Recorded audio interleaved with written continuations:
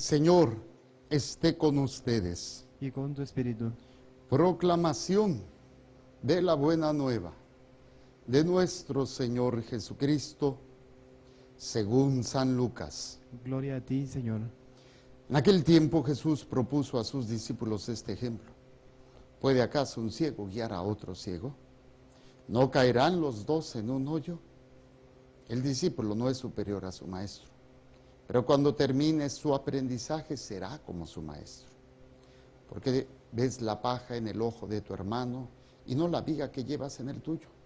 ¿Cómo te atreves a decirle a tu hermano, déjame quitarte la paja que llevas en el ojo, si no adviertes la viga que llevas en el tuyo? Hipócrita, saca primero la viga que llevas en tu ojo, y entonces podrás ver para sacar la paja en el ojo de tu hermano. Palabra del Señor. Gloria a ti, Señor Jesús. Por la lectura del Santo Evangelio, sean perdonados nuestros pecados. Amén. A ver, brevemente sentados. Hay un planteamiento muy interesante en la palabra de Dios. Un ciego no puede guiar a otro ciego. Esta ceguera, la ceguera espiritual, les compartía en el programa, es la más peligrosa de todas las enfermedades. De las enfermedades físicas, de las enfermedades espirituales. La ceguera espiritual es la incapacidad de poder ver que estamos mal y de querer cambiar. Es caer en un hoyo y no darte cuenta que estás en ese hoyo. Es estarte muriendo y no darte cuenta que te estás muriendo. Y lo peor de todo, que sigues haciendo las cosas y más te dañas y no te das cuenta de ello. Entonces, es la destrucción del ser humano por la ignorancia. De ahí el Papa San Juan Pablo II, decía, el mal más grande que hay en la humanidad es la ignorancia, esa ignorancia. Entonces, muchas veces, en nuestra ignorancia, queremos ayudar a otros, y no es que esté mal, está bien, pero si yo no aprendo a ver lo que está mal, ¿cómo puedo yo ayudar a otros si yo no soy capaz de ver con claridad? Hay un planteamiento en la lectura de Pablo a Timoteo. El primer elemento que Pablo refiere a Timoteo es su ceguera espiritual. Él era ciego. Claro, no lo refiere así, pero sí lo refiere en la palabra en ignorancia. Era ignorante e incrédulo, o sea, no creía en Jesucristo. Y el no creer en Jesucristo nos hace más ciegos, nos hace incapaces de poder entender y visualizar lo que es la palabra de Dios, lo que es la misericordia de Dios. En este ámbito vamos a ir viendo, vamos a ir poniendo esta perspectiva de vida que hoy la palabra de Dios nos presenta. Y es, fíjense lo que Pablo le va a referir a su discípulo, a su hijo espiritual. Dice, yo Pablo, apóstol de Jesucristo, por disposición de Dios. O sea, el primer elemento es descubrir que no soy yo, es Dios quien me ve. Él ha dispuesto que mi persona, y cuando me refiero a mi persona, no me refiero a mí nada más, me refiero a todo aquel que está en una realidad de pecado. ¿Qué es el pecado? Es aquello que nos roba una dignidad, donde no somos capaces de vernos a nosotros mismos de la manera como Dios nos ve. Nos sentimos indignos, nos sentimos miserables, nos sentimos pecadores, nos sentimos de lo peor. Y es verdad. Pero solamente Dios puede ver en nosotros algo que nosotros no vemos, porque Él es el creador. Él es el que sabe de lo que somos capaces. Creo que todos hemos tenido la experiencia en nuestras personas o con otros, de que por más que nos estén diciendo o por más que estemos diciendo a la otra persona lo mal que están, no lo entienden, no lo ven. Y así como que todo el mundo, pero es que mira, no. Y nos cerramos. Muchas veces esta ceguera espiritual es precisamente en la capacidad de amarnos, en la incapacidad de perdonarnos, en la incapacidad que tenemos para aprender a vernos en esa dignidad, en ese amor. ¿Sí? Y esa es la primera ceguera espiritual que tenemos. Y si no nos vemos así, que a pesar de nuestras miserias, Dios nos llama, pues obviamente no vamos a funcionar. Entonces dice, yo apóstol de Jesucristo por disposición de nuestro Dios. ¿Sí? Ahora, dice, bueno, saluda a Timoteo, gracia, esperanza, te deseo a ti, de mi verdadero hijo en la fe, la gracia, la misericordia, todo el saludo hermoso que le hace Pablo. Pero luego más adelante, doy gracias a aquel que me ha fortalecido. Doy gracias a aquel que me ha fortalecido. O sea, esta fortaleza es no solamente en una fuerza para hacer lo que tengo que hacer, porque se requiere primero fuerza para ver en qué estábamos mal, descubrir nuestras miserias. Solamente aquella persona que es fuerte espiritualmente tiene la humildad y la fuerza para reconocerlo, porque esto puede ser muy doloroso e insoportable. Entonces, el mecanismo de defensa es decir, no, yo estoy bien, yo estoy bien, yo estoy bien. Pero esta fuerza que Dios le da, dice, doy gracias a aquel que me ha fortalecido, a nuestro Señor Jesucristo, por haberme considerado digno de confianza al ponerme a su servicio. Esto es otra de las cosas de la ceguera espiritual. Hay quienes, madre, compartíamos en el programa, hay quienes se hunden tanto que no se sienten capaces. Y hay unos que caen en el cinismo, no, pues es que yo sí cometí este pecado, pero no hay el deseo de cambio, ¿no? No hay un verdadero propósito de cambio. Simplemente en la justificación, bueno, fue un arrebato de ira, de coraje, pues sí, lo soy. Y aparentemente como si quisieran, pero al decir esto como que bajan un poquito la tensión para que no se sientan tan mal. Ay, no, pues sí que humilde, reconoció su error, pero a lo mejor en el fondo no hay un deseo de cambio.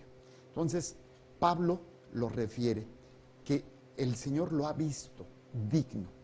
Espérate, ¿cómo me puedes ver digno si yo te he perseguido, si no he creído en ti? O sea, ¿quién va a querer confiar en una persona o quién va a depositar en esa persona algo cuando tú dices, oye, todo lo que me has hecho, que yo te perdono, pero no confío en ti? ¿Qué es lo que normalmente hacemos? No hay que perdonar, pero pues ya no te tengo la misma confianza. El Señor sí tiene la confianza. Y Él lo refiere en Pablo, porque Él dice, digno de la confianza al ponerme a su servicio. Entonces vean todos estos elementos. ¿Cómo puedo yo ayudar a una persona si yo no veo primero como Dios me ve? Ay, pues échale ganas. Yo decía este comentario y me ha tocado muchas veces de personas que están cayendo en lo que llamamos una depresión, ¿no? Están en depresión espiritual o depresión anímica, ¿no? Y la gente, ay, pues échale ganas, pues mira, ponte a hacer algo, deja de... Como si fuera tan fácil salir de ese hoyo. Como si nada más fuera así, pues ya salte y ya. No, solamente aquellos que han caído en el hoyo de la depresión saben lo que significa eso, ¿sí?